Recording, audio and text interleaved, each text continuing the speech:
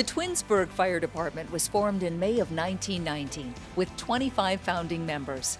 Claire Maxim was the first fire chief, and Reverend William Moe, pastor of the Twinsburg Congregational Church, was the assistant fire chief. The department started with $200 and were basically a bucket brigade without a station. Members responded from their homes and assembled at the scene of the fire to begin extinguishing attempts with whatever water they could find.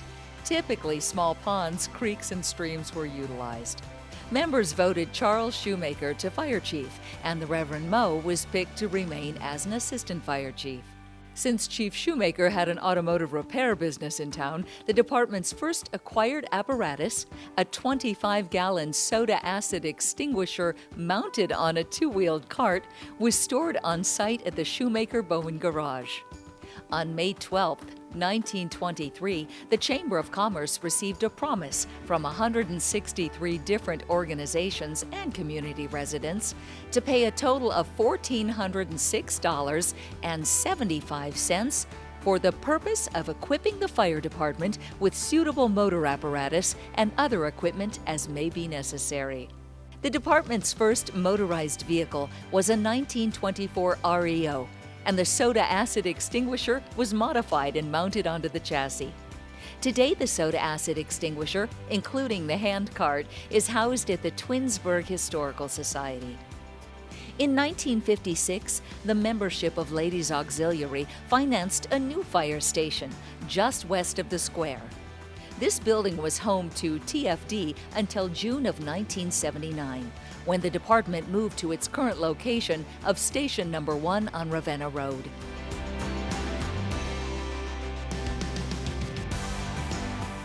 I started on June 6, 1957, but my interest came when in high school, volunteer firemen, several of them were still in school. And daytime calls, when the siren rang, everybody ran to the window to see Charlie Gant and Sonny Bradley run from the school to the station. And then my best friend Larry Richner came into the picture. They were talking about the 1947 Buffalo fire truck they got. It had 12 spark plugs, and we argued how many cylinders it was. So lunchtime we snuck up to the station, and he opened the door, and yeah, there's 2 spark plugs for each cylinder. And I run my hand down that smooth red fender. Say, someday I'm going to drive it. Well, it wasn't that many years later I did. As years went by, our department grew. It was something that when Chief Richner was the chief, Ray Richner, the big thing was the Chrysler plant came. Glenwood Acres development, that was really overloading the city, but the city administration went along with us and enlarging the department equipment-wise and everything. When Chief Watson came in to office after Ray Richner retired, there were a lot more things added to the department, new rescue squad. Firemen actually co-signed for a building materials to build a station which still stands on the square. And then we built just before I got on, they got a building in Reminderville. It was called Station 2 at Jogga Lake. And 2 years later it became Reminderville Fire Department. But to do all that with volunteers doing the work, it took a lot of want to do it with a lot of people.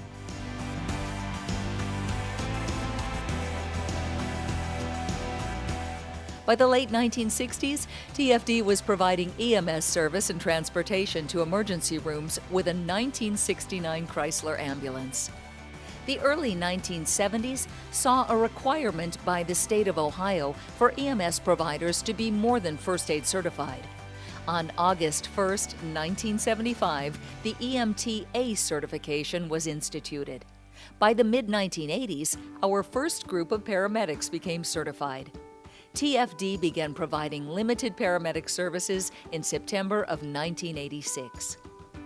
As the increase in emergency calls continued, by March 15, 1989, the city started a Monday through Friday day shift, full-time service, with paid on-call members handling the evening and weekend responses. In 1994, the Ravenna Road Fire Station was renovated to include a second story, living quarters, administrative offices, and expanded apparatus bays. In 1994, with the new station addition, the department transitioned to a traditional 24/7 full-time service.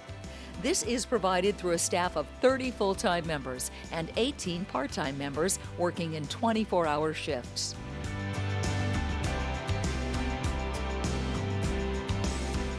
I took over in May as the acting chief and became the sworn chief in June of '97. Now I'm 45. Got kids that are out of school. You know, everybody's getting older that's on the department, and all of a sudden, here I am 20-some years later, and now I'm the old guys. Even though I'm only in my early, mid-40s, it's like, wow, this for a good part of the department when I joined was that age. And those were the guys that all said, I'm done, I'm out of here. And I thought, well, I'm not done, I'm just getting started. During that time, we had a lot of different kinds of calls because of the way our community is laid out, with the township in the southern end of the community and the industrial end also down there, both in the city and the township. And all the residential stuff was up here. We had a pretty good mix of types of calls that we would get. You get the regular, you know, medical emergencies in your residential area. You still get medical emergencies in some of the businesses, but because we got stamping plants and machine shops, we're starting to get into some pretty interesting calls with different parts of the bodies and people getting stuck in machinery. Life Flight had just started about in the early 90s, so trauma was becoming a big deal as part of the paramedic transition. So Life Flight flights became kind of common out here for some of the calls we had. There may not be a lot of fires, but when they do happen, they're fast. Back in the 70s and before, a fire, you could have maybe 7, 8, 10 minutes to get out if you smelled smoke in your house. Today, you might get 3 or 4 minutes. You know, everything back then was Class A material. It was mostly wood and paper. Today, it's all synthetics. They burn hotter. They got a lot more chemical exhaust coming out of it, and it's a lot more toxic soup that you're going into.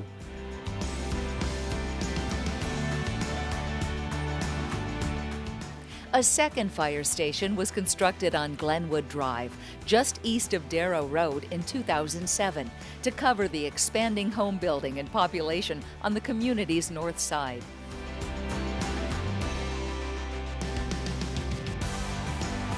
Twinsburg really is at an interesting point in time where I refer frequently to the fact that we're kind of finishing our first full lap of full-time service. Starting 25 years ago, and it's really where I started. When I joined the department in February of '91, we'd have the full-time chief and 3 full-time members working day shifts, and shortly thereafter, in October of '92, I got hired full-time, and it was just the beginning of that first wave of full-time, and it really blossomed from there. The future is bright for the Twinsburg Fire Department, and mostly it's because of the people. And it's the people that have been here, the people that are here, and the people that we're going to hire presently and in the future that are going to make that impact and make those choices. It's just a lot to look forward to. The technology that we continue to bring into the department, I think helps us be more efficient, more effective, and keeps us safer, keeps our people safer. You know, the trucks are bigger, the turnout gear is heavier duty, the protective technology that we wear into the fires is improving all the time. The level of medical expertise that we carry into the house on any given day is just advancing all the time, and we're relying so much more on sciences and research to really drive what we do. So it becomes so important that the whole demeanor of our department and the whole focus being that we're never done learning, and we're never done trying the next new thing, and we can't become complacent with where we're at.